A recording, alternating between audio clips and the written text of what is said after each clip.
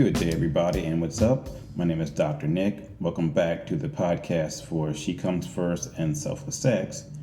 And someone suggested that I do a podcast about me, talking about my education, how I ended up in the field of sexuality, and how I ended up creating the Facebook groups and She Comes First and Selfless Sex.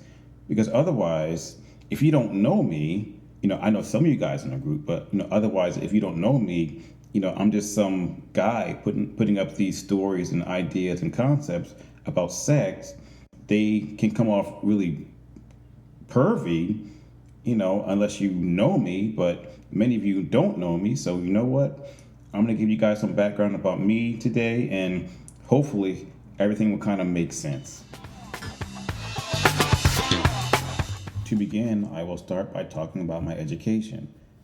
I got my bachelor's in psychology way back in December 1994, and when my professors suggested that I go to NYU, study human sexuality education, because she felt that I had something to give to the field, or a gift or whatever. I can't think of the term that she used, but September 1995, I was in Manhattan going to NYU, and I graduated in 1997 from NYU with my master's in human sexuality education. And then I started to work in HIV/AIDS prevention for many years, and I was volunteering in and around like Manhattan, I guess you could say. And then I got my first paying job as an HIV prevention community educator up in Spanish Harlem back in 1999. And I was there for many years, and I learned a lot about sexuality, period, just by talking to people. And then I was like, you know what? I want my PhD, so why not suffer some more? So 2001, I moved back to Chester, Pennsylvania, which is my hometown, and I went to Widener University. In 2008, I graduated with my doctorate in human sexuality education. And truth be told, it started way before that. I can remember back in 10th or 11th grade, I found a copy of my mother's book. It was Human Sexuality by Masters and Johnson, and it was a textbook.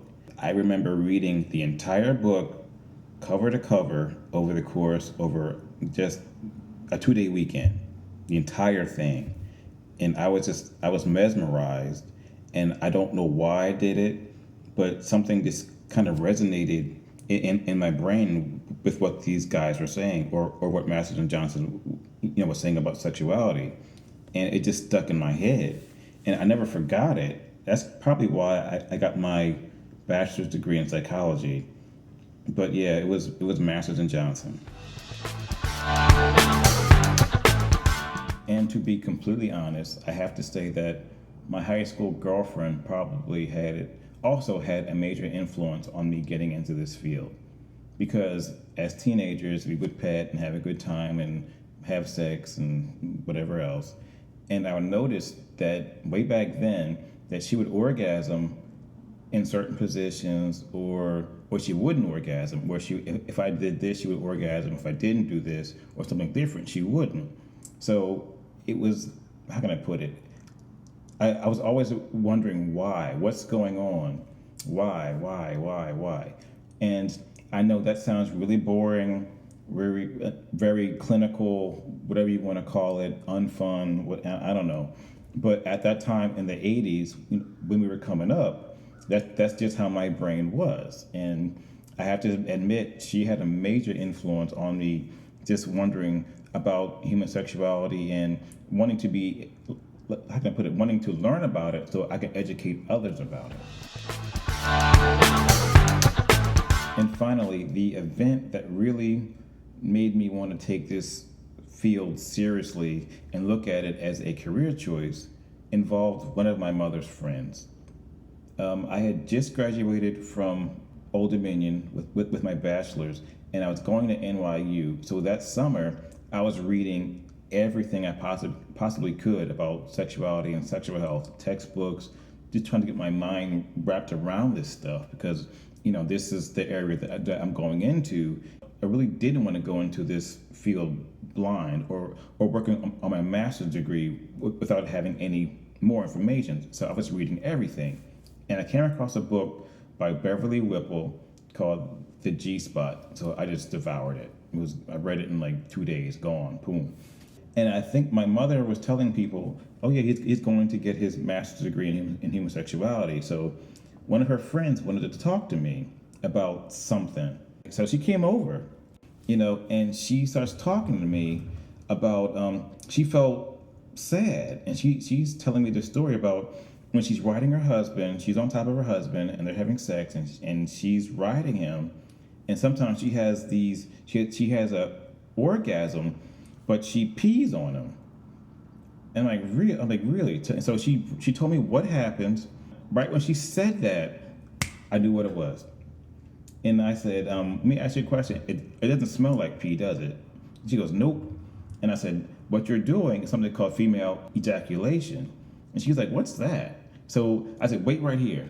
So I ran upstairs, got the book, and then for about the next hour or so, we just went through the book, and you could see her lighten up. You could see like a weight was coming off of her shoulders because she knew that she wasn't quote unquote broken or anything like that, because she felt broken and she felt bad because she felt that she was peeing on her husband every time she had an orgasm. She understood, no, she could come. She could quote unquote squirt, as they like to call it nowadays. So with just that one interaction with her, I was able to see, and I was actually glad to be able to help someone with their sexuality and their sexual health, and actually having information about her issue, quote unquote issue, reading Beverly Whipple's book and having and understanding the Grafenberg spot, the G spot, and telling her that no, you were not broken, because she felt that she was broken, and watching her transform, watching her transformation right in front of me was great. You could see her lighten up because she felt that she was broken, which is so far from the truth. But yeah, so having that, I'm like, just having that one final, interaction and being able to educate someone about their sexuality was great.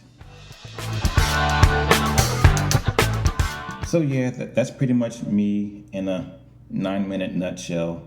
I've been to conferences, I spoke at conferences. I went to an international sex conference, which was in Paris in 2001. I didn't speak, but it was just fun just to go and just watch people, like other people from other countries who were also in the field of sexuality, kind of all come together. And it was not literally, but gathered together.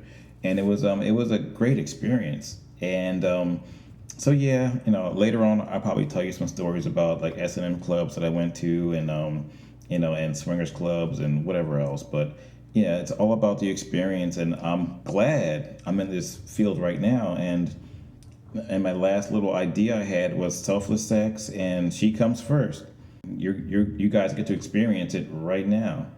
So thank you for stopping by. Thank you for listening to my little intro, and I hope you guys enjoy this Facebook page. So on that note, I'm out. You guys have a great day. Stay tuned. I'll talk to you soon.